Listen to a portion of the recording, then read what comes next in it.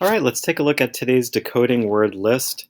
This is kind of a fun list because it's a mix of homographs and multiple meaning words.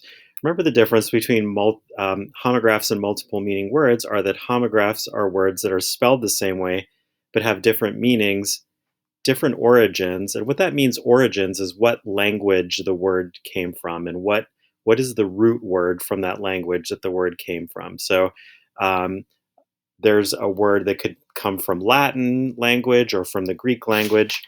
And then also, homographs can have different pronunciations too. Multiple meaning words are similar to homographs, except all the meanings can be traced to the same origin. And that's not something that's really important for you to truly understand about the word origins and everything, but it is important that you understand that all these words have more than one meaning depending on how they're used in context. All right, let's get started. Line one, tire. That could be the thing on a bicycle or a car, or it could mean that you're getting sick of something, right? I am tiring of eating spaghetti every day.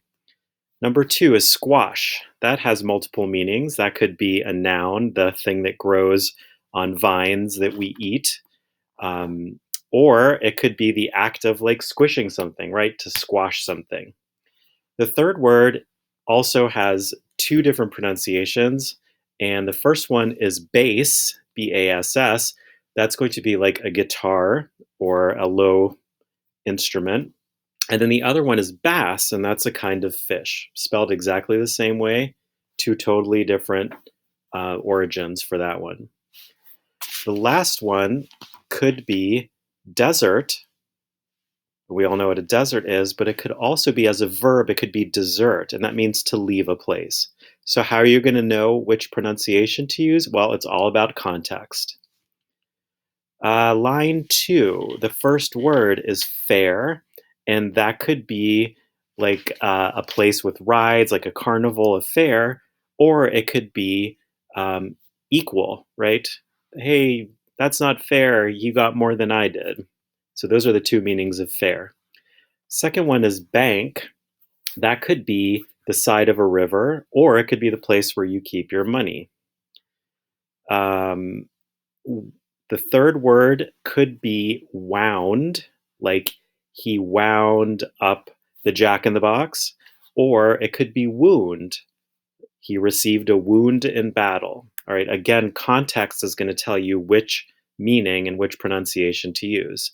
And the last word on line two is pitcher, and we know that could be the person who throws in baseball, or it could be something that holds lemonade. Lines three and four are multiple meaning words. Strike is the first word, and that could be to hit something. It could also be to stop working in protest, right? There was a strike at the factory. Strand, that could be a talking about a long thread or hair. It could also be describe a long, thin beach area, right? The strand is frequently used to refer to a long, skinny beach as a strand. The third word in the third line could be record, which we all know. I'm recording myself right now, but it could also be record, as in they kept a record of the meeting. The last word in line three is park, and that could be a place to go in nature, or it could be what you do with your car when you want to go to a store. You park your car. Line four, we have state. That could be a place, like we live in the state of Maryland, but it could also be um, a state of matter, for example. Like, is it solid, liquid, or gas? Those are different states of matter. Second word in line four is right. That could mean I'm correct. It could mean something that belongs to me, like it is my right to speak up. Or you could say he had the right of way. The third word in line four is watch. That could be the thing on your wrist that tells time. It could also be the act of looking at something. And the last word is patient, which could be you are able to wait for something, but it could also be somebody who's at a hospital or a doctor's office.